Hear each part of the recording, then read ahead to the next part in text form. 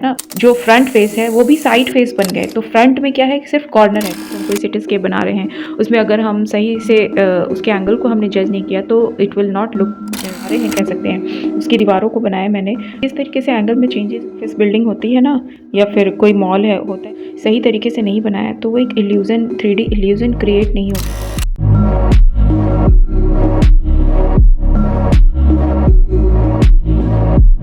Hey friends, welcome back to my YouTube channel. तो how are you all? I hope you all are doing good.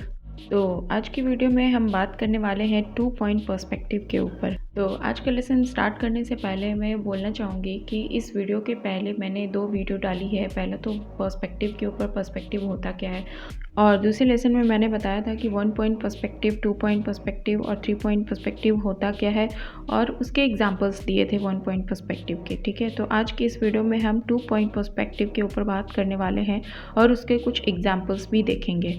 ठीक है, तो last की video में मैंने बताया था 1 पॉइंट पर्सपेक्टिव होगी जिसमें 1 वानिशिंग पॉइंट होगी और सामने के साइड्स के जो आसपास आमने सामने के जो साइड्स है वो पैरेलल होंगी। ठीक है, अब 2 पॉइंट पर्सपेक्टिव क्या होता है।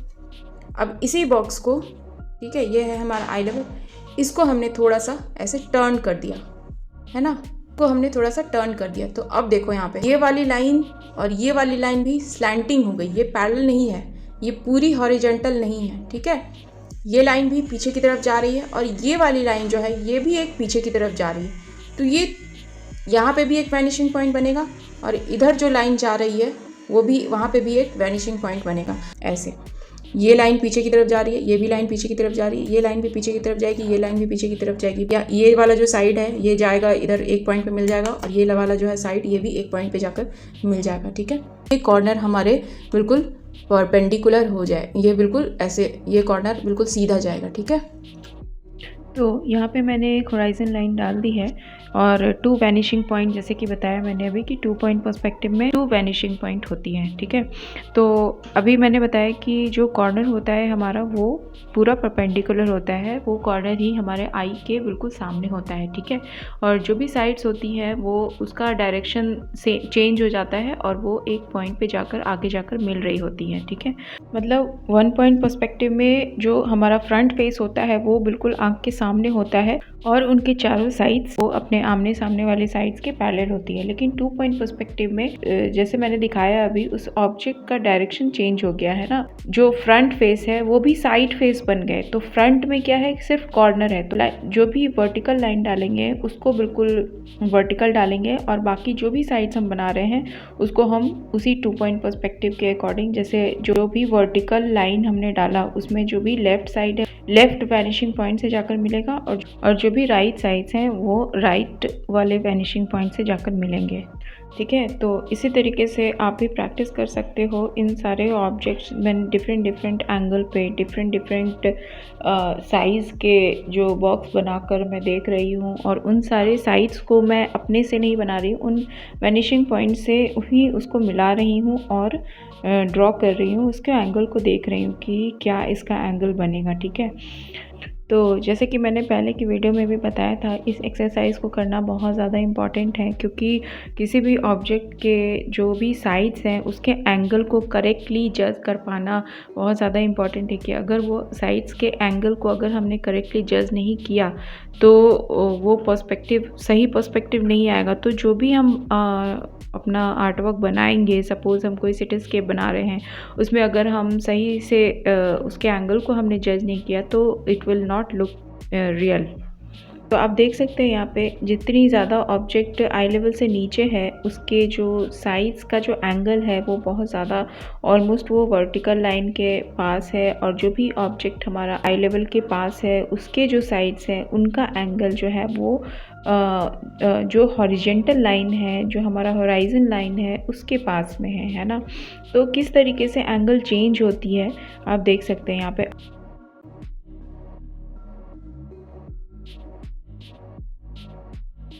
मैं एक ऑब्जेक्ट बना रही हूँ, एक बिल्डिंग टाइप से कह सकते हैं आप इसको, हाउस मान के चल सकते हो कि एक हाउस बनाया मैंने। हाउस का जो बेस मतलब वर्टिकल जो दीवारें हैं कह सकते हैं, उसकी दीवारों को बनाया मैंने और ये बिल्कुल आई लेवल में रखा है। तो इसका जो ऊपर का जो साइड है वो आई लेवल से ऊपर हो गया और जो नीचे का जो साइड है वो आई लेवल से थोड़ा सा नीचे हो गया है ना। तो किस तरीके से एंगल में चेंजेस हुए हैं आप देख सकते हैं।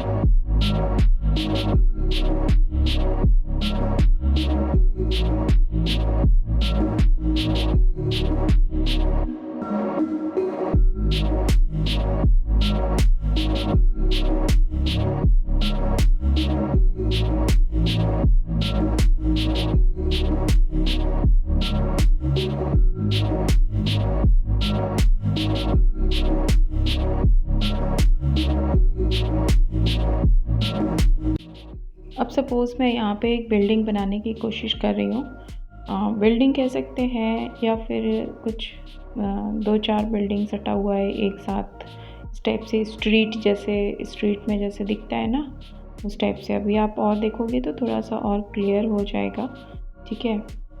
तो यहाँ पे मैं थोड़ा सा 1-2 बिल्डिंग साथ में बनाने की कोशिश कर रही हूँ, या फिर एक ही बिल्डिंग आप कह सकते हैं कि एक ही बिल्डिंग है, उसी में डिफरेंट फ्लोर्स हैं।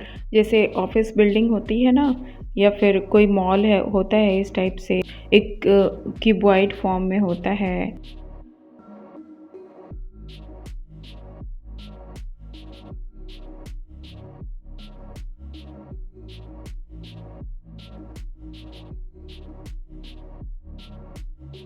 इसी में मैंने डिफरेंट फ्लोर्स ऐड कर दिए। अब थोड़ा सा उसी में विंडो बना सकते हैं, जैसे जिस तरीके से मैं यहाँ पे कर रहा हूँ। तो मेरा ये बनाने का मेन मोटो ये है कि आप देखो किस तरीके से एंगल में चेंजेस हो रहे हैं, है ना।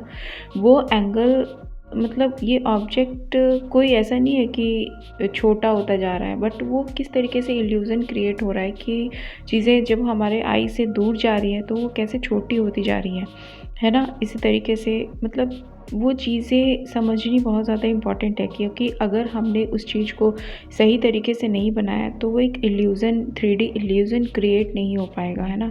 अब एक रियल एग्ज़ाम्पल में इस तरीके से देखते हैं जैसे मैंने अभी बनाया, ये उसी टाइप की बिल्डिंग है ना।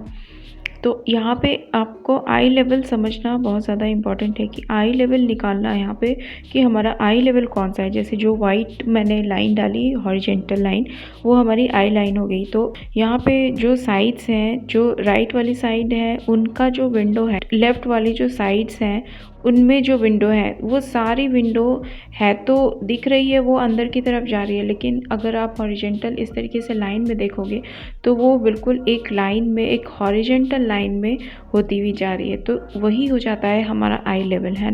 तो कोई भी रियल इमेजेस में अगर आप 2 पॉइंट पर्सपेक्टिव के या फिर किसी भी पर्सपेक्टिव के अगर आप स्टडी करते हो तो उसमें सबसे पहले आई लेवल को देखना इम्पॉर्टेंट है कि आई लेवल क्या है।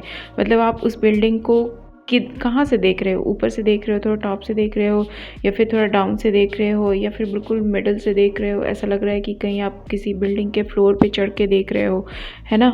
तो इसी तरीके से आप प्रैक्टिस कर सकते हो, है ना। अब बिल्डिंग को एक बॉक्स मान के चल सकते हैं। अब बिल्डिंग है तो उसमें जो भी विंडो के जो ऊपर के शेड हैं या फिर डोर के ऊपर के जो शेड हैं उनका भी पर्सपेक्टिव सेम ही होगा, है ना। तो उसके भी एंगल को आप देख सकते हो, पर्सपेक्टिव को मिला सकते हो, मैच कर सकते हो। और इसी तरीके से डिफरेंट रेफरेंस लेके आप प्रैक्टिस कर सकते हो, ठीक है। ठीक है। तो ये तो हमने ओवरऑल पर्सपेक्टिव देख लिया 2 पॉइंट पर्सपेक्टिव में कि एक बिल्डिंग है, 4-5 बिल्डिंग है, सटी हुई है, तो उनका ओवरऑल बिल्डिंग का क्या पर्सपेक्टिव आएगा, ठीक है। आगे की वीडियो में डिफरेंट बिल्डिंग्स का अलग-अलग पर्सपेक्टिव होगा, आएगा वो 2 पॉइंट में ही डिफरेंट एंगल का, तो उसको भी हम ड्रॉ करेंगे। नेक्स्ट की वीडियो में 1 पॉइंट पर्सपेक्टिव और 2 पॉइंट पर्सपेक्टिव दोनों के और भी ज़्यादा एग्जाम्पल्स लूँगी और उसको ड्रॉ करूँगी। एक सिटीस्केप भी बना सकते हैं, है ना। तो फ्रेंड्स, आई होप कि आपको मेरा ये वर्क अच्छा लगा हो और कुछ समझ आया हो। तो आप प्लीज़ मेरे इस वीडियो को लाइक कर देना और अब मेरे से जुड़ने के लिए मेरे चैनल को सब्सक्राइब भी कर सकते हो, है ना, और शेयर करना। तो चलो मिलते हैं नेक्स्ट वीडियो में, तब तक के लिए bye bye. Thanks for watching my video.